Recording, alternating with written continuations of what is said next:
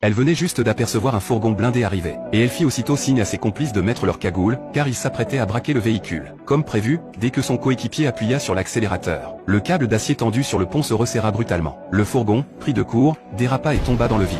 Voyant que le plan se déroulait à merveille, un des complices enclencha la marche arrière et enfonça la porte blindée du véhicule. Ils se précipitèrent alors à l'intérieur, armes à la main, maîtrisant les convoyeurs. Mais ces derniers étaient déconcertés, le fourgon ne transportait même pas encore d'argent. Alors pourquoi ces braqueurs l'avaient-ils attaqué? Avant qu'ils ne comprennent, l'un des malfaiteurs courut sous le pont, tira une bâche, et révéla un autre fourgon identique. Il ne s'agissait donc pas d'un simple braquage. Le braqueur monta rapidement dans le second véhicule, démonte le dispositif de géolocalisation, car ils devaient le réinstaller sur leur propre fourgon en moins de 30 secondes. Sinon l'alarme se déclencherait automatiquement. Au centre de contrôle, on commençait justement à remarquer quelque chose d'anormal. Mais au moment où l'opérateur tenta d'appeler le fourgon, les braqueurs venaient tout juste de terminer le remplacement du dispositif. La chef du gang enfila alors l'uniforme, se transforma en une superbe blonde aux yeux bleus, et démarra en trombe, tandis que le faux fourgon suivait derrière elle. À l'approche de la banque, la femme braqueuse tourna brusquement vers un parking souterrain, tandis que le vrai fourgon poursuivait sa route vers la porte du coffre-fort. Comme prévu, vint alors le moment de vérifier leur identité, mais les braqueurs restèrent parfaitement calmes, et tendirent à travers la petite fenêtre un laissez-passer falsifié.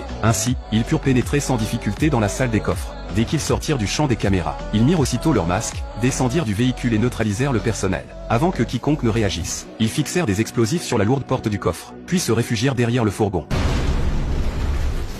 L'explosion fit trembler tout le bâtiment, déclenchant aussitôt l'alarme. Un des braqueurs fonça alors dans la salle des coffres, ramassant les liasses de billets, tandis que les autres surveillaient les employés. Une fois les 3 grands sacs remplis, ils mirent le feu au fourgon blindé, puis s'enfuirent à travers un couloir jusqu'à un mur épais où ils placèrent 2 autres charges explosives. Le mur vola en éclats, et la femme braqueuse comprit immédiatement. Elle démarra et rejoignit ses complices de l'autre côté, sous les yeux médusés de tous. Elle prit la fuite en voiture, filant à toute vitesse hors du parking. Une femme présente dans le garage sentit que quelque chose n'allait pas. Elle tenta de composer le numéro de la police. Mais une seconde plus tard, une arme était déjà pointée sur sa tête. Les 10 autres personnes présentes furent abattues sans pitié. Pendant ce temps, les braqueurs qui avaient emporté l'argent roulaient à toute allure. Ils gagnèrent ensuite une ruelle isolée, où ils se changèrent rapidement en costumes élégants, avant d'incendier leur véhicule à l'aide de cocktails Molotov. Puis ils montèrent tranquillement dans 2 voitures laissées là à l'avance et s'éloignèrent avec assurance. Les malfaiteurs croyaient que leur vie allait enfin changer à jamais, sans se douter qu'un hélicoptère les suivait déjà. À la tombée de la nuit, 2 voitures de police surgirent soudain derrière eux.